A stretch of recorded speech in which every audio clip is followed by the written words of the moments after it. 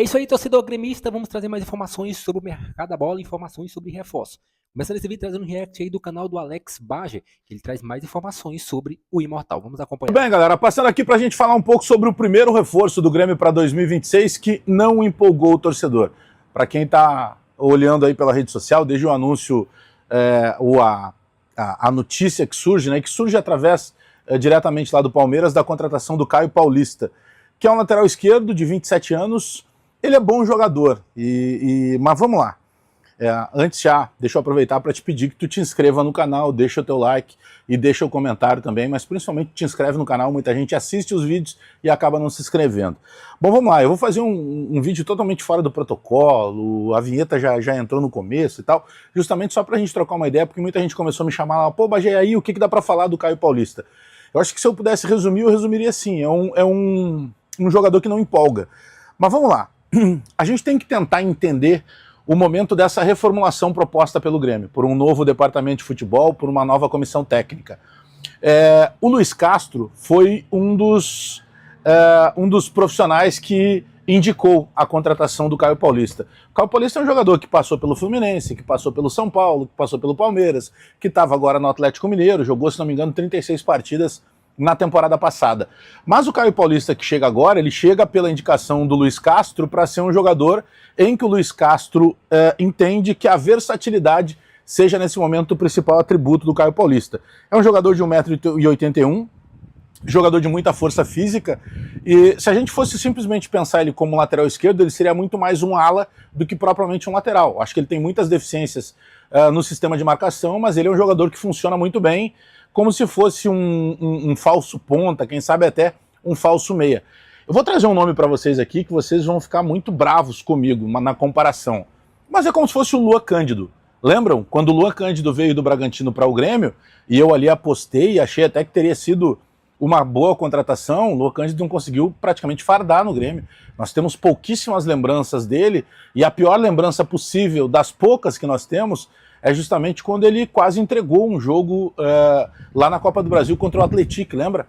Lá no interior de Minas Gerais, em São João del Rei, quando ele acabou sendo expulso e quase colocou a nossa participação na Copa do Brasil a perder. Mas por que eu estou comparando com ele? Porque ele era esse cara que pelo lado esquerdo, entre aspas, ele era versátil, ele jogava como zagueiro, como lateral, como ponta, como meia, e na verdade ele não conseguiu jogar aqui.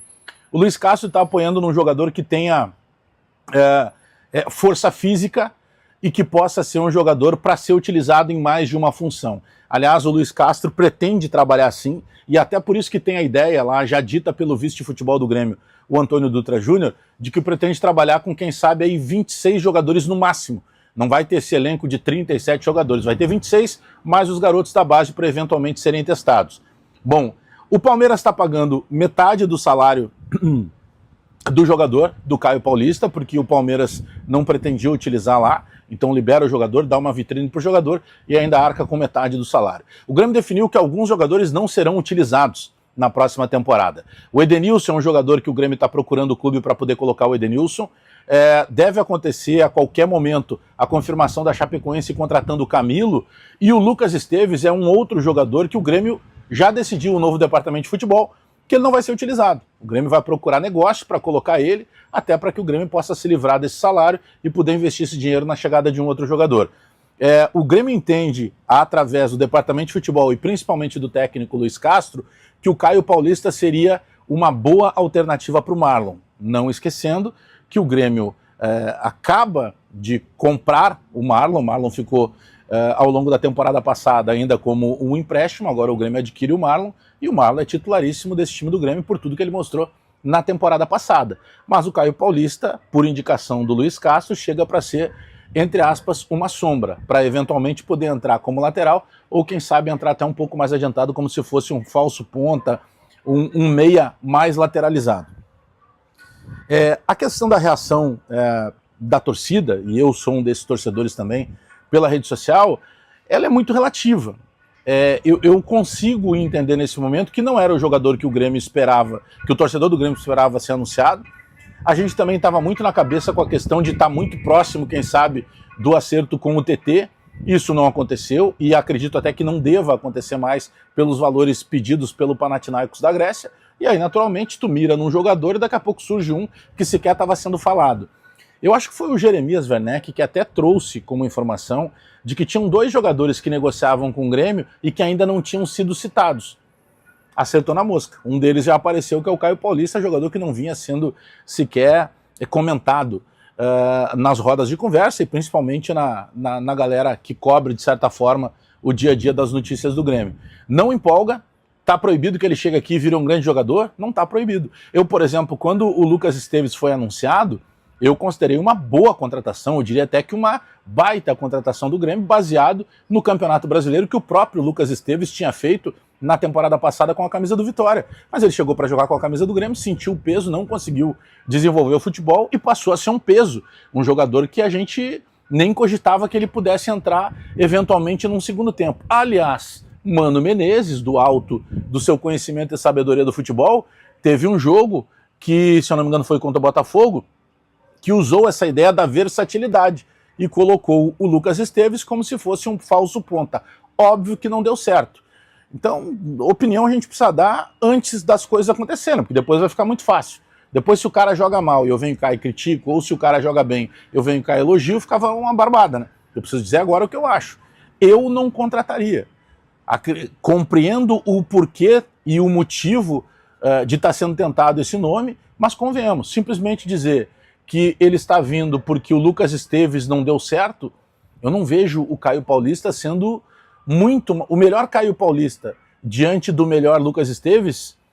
Para mim eles se equivalem, não tem uma grande diferença. Bom, o Grêmio também tem a questão financeira, que tem uma preocupação, né? Daqui a pouco tu pega lá um Lucas Esteves, que o Grêmio deixa de pagar esse salário, e aí chega o Caio Paulista, que o Grêmio vai pagar metade só dos vencimentos, porque a outra metade é paga pelo Palmeiras. Então, na questão financeira, também pode ser que tenha tido um peso maior para essa definição. Mas, sem dúvida nenhuma, para essa virada de ano, e repito, o jogador apenas surgiu o nome hoje, no penúltimo dia do ano, mas é uma contratação que para esse momento não empolga. O torcedor do Grêmio está na mente muito que venham contratações baseadas naquilo que disse o presidente Odorico Roman na última semana da campanha, quando prometeu de 3 a 4 contratações de jogadores em nível de seleção, ou pelo menos em nível de titularidade. E o Caio Paulista não é nível de seleção e muito menos nível de titularidade. Está proibido ele chegar aqui e virar o maior lateral esquerdo da história do Grêmio? Não tá. Mas, convenhamos, né? Não é uma contratação que empolga nesse momento, e eu tenho feito todos os elogios possíveis ao departamento de futebol, à gestão do presidente Odorico Roman, que realmente está se desdobrando para resolver principalmente os pepinos financeiros, e não são poucos os que o Grêmio tem, mas esta contratação do Caio Paulista, por mais que dê para se compreender e ela seja, de certa forma, explicável pelo lado financeiro, ou para suprir um jogador que já não tinha dado certo aqui, que é o Lucas Esteves, mesmo assim, ela é uma contratação que não empolga em nada. Mas isso é só o que eu penso. Quero saber o que tu pensa, deixa nos comentários. E aproveita, te inscreve no canal, dá o teu like, porque eu volto a qualquer momento com mais informações do Grêmio. Te inscreve no canal antes de sair aí, tá bom? Beijo, até daqui a pouco. É isso, meus amigos, você acompanha o react aí do canal do Alex Baja e informação de última hora. Segundo últimas informações, Hulk não irá fechar nem com o Botafogo, nem com o Fluminense. Negociações estavam em andamentos com os clubes cariocas e foram encerradas nesse dia 30. E agora o Imortal fica livre para tentar uma invertida pelo Hulk. O jogador disse recentemente que adoraria jogar por diversos clubes, inclusive aí o Atlético Mineiro. Depois ele fechou com o Grêmio, depois ele acabou fechando ali renovação com o Atlético Mineiro, mas nada está descartado. Então o Hulk pode ser um dos reforços aí para vestir a camisa do Tricolor Gaúcho na temporada 2026. Deixa aí, torcedor, seu comentário, se inscreva no nosso canal e deixa o seu like.